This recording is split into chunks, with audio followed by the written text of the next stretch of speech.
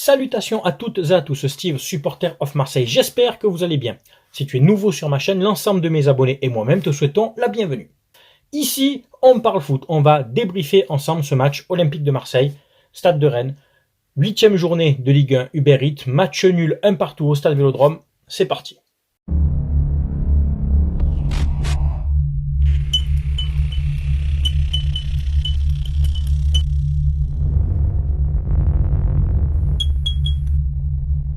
Alors tout d'abord l'ambiance, belle ambiance pour ce dimanche après-midi, les virages pleins, Ganet, Jambouin aussi, il y avait beaucoup de supporters, des tifos des deux côtés, côté fanatique, un tifo aux couleurs de la Provence, rouge et jaune, moi qui aime beaucoup ces couleurs-là, un tifo de chez les MTP, et de l'autre côté, au niveau du CU84, ils avaient fait un joli tifo pour représenter le 12e homme, c'était très joli, et au-dessus il y avait un message pour un abonné, un supporter adhérent des Sous Winners. C'est pour ça que j'ai mis une casquette orange et noire pour marquer le coup. Yves, donc un supporter qui est décédé malheureusement, donc toutes les condoléances à sa famille et à ses proches, donc il y avait un message, un joli tifo pour lui. Voilà. Alors, la compo, comme d'habitude, Paolo Lopez dans les buts, qui a pas eu grand-chose à faire. Le peu qu'il a fait, bien, il a bien fait. Le jeu au pied et les quelques frappes cadrées, il les a gérées sans problème. De toute façon, hormis le but qu'on prend, qui est en plus un contre son camp, Rennes n'a pas été tellement dangereux. Donc, Paolo Lopez, pas de problème.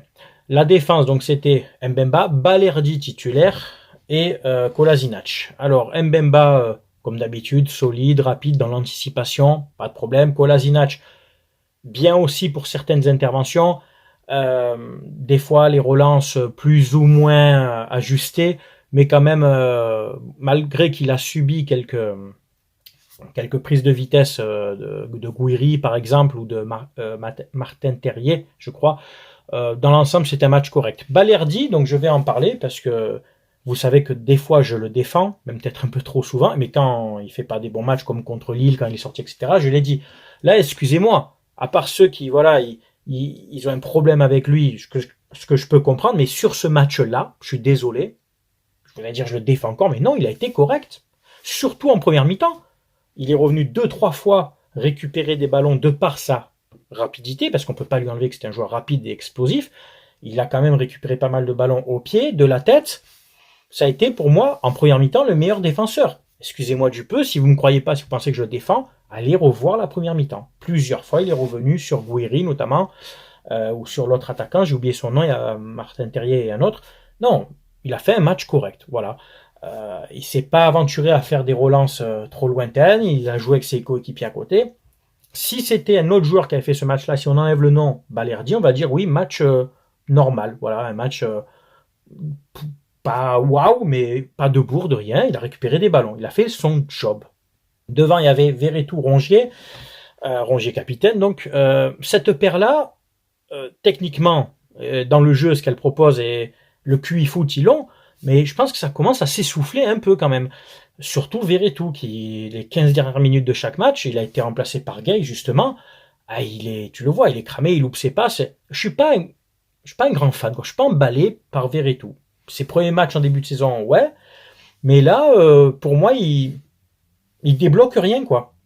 Il gratte quelques ballons, mais après, techniquement, c'est dans les 30-40 derniers mètres adverses, c'est un peu juste, quoi. Rongier se projette un peu plus mobile. Après, Verretou, c'est un guerrier, j'enlève pas. Il a appelé en équipe de France, d'ailleurs, tant mieux pour lui. Peut-être à un moment le faire souffler, faire descendre Guendouzi à sa place et mettre un joueur un peu plus offensif techniquement devant avec comment dire derrière l'attaquant.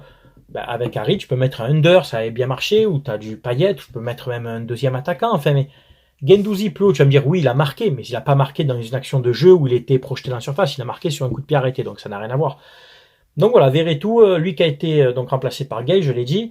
Voilà, c'est pas, pour l'instant, je suis pas convaincu à 100%.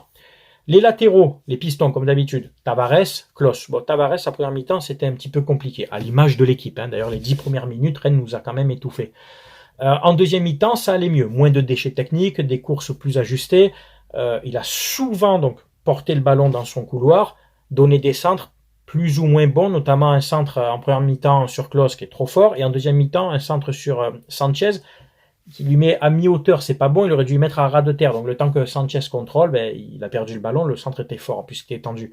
Il a fait un match plein, pas dans l'économie d'énergie, toujours dans la provocation, les dribbles, des fois il porte un peu trop le ballon, Tavares, attention, mais on le trouve assez facilement et on peut pas lui enlever ses qualités athlétiques, il est puissant, bonne frappe du pied droit aussi, mais voilà, ajuster un petit peu les centres. De l'autre côté, Klose, encore lui aussi un match plein, mais attention, heureusement qu'il y a la trêve internationale d'ailleurs, parce que attention, on sent aussi que lui commence à s'émousser, techniquement c'est juste, les centres, il en a pas apporté beaucoup cette fois-ci, mais il s'est projeté souvent vers l'avant, il n'y a pas de problème.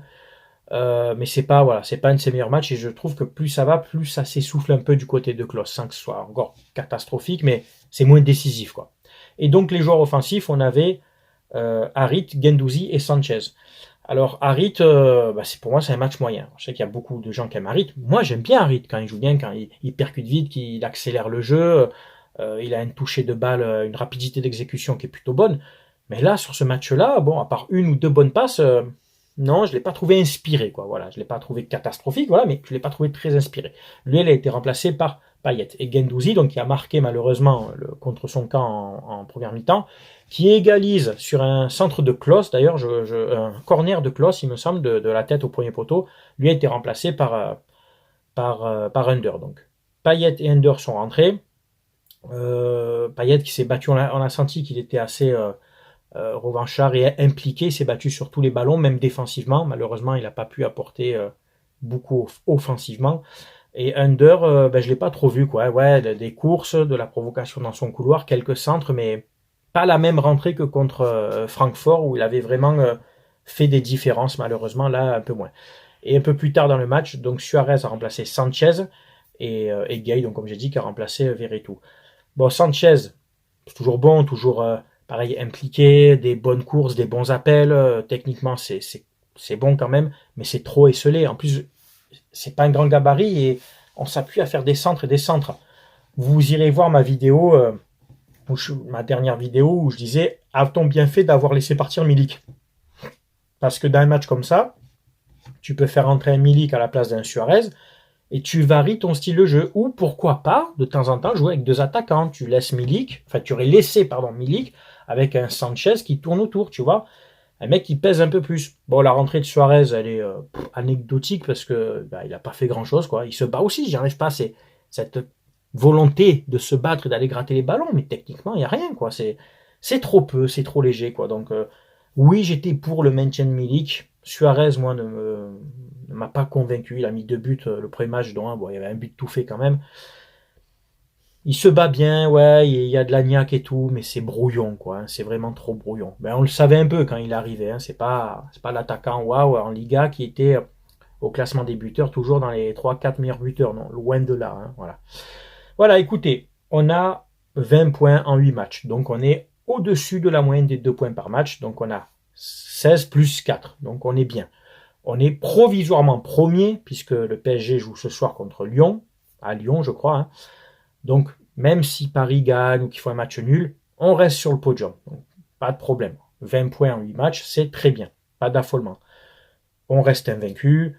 On reste dans les meilleures défenses de Ligue 1. Au niveau statistique, on a eu 53% de possession, ou 58% de possession. Les duels gagnés à peu près 48-52 et les duels aériens gagnés 51 pour nous, 49 pour Rennes. Bon, c'est à peu près équilibré.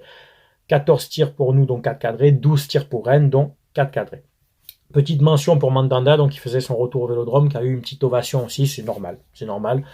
Et écoutez, voilà. C'est tout pour ce débrief. C'est bien entendu à vous de le commenter, de donner votre avis, que tu sois supporter de l'OM, de Rennes ou d'une autre équipe. Tu sais qu'avec moi, on respecte toujours les avis de chacun. Voilà. C'était Steve, supporter of Marseille. Merci d'avoir regardé ma vidéo. Portez-vous bien. À très bientôt. Ciao, ciao tout le monde.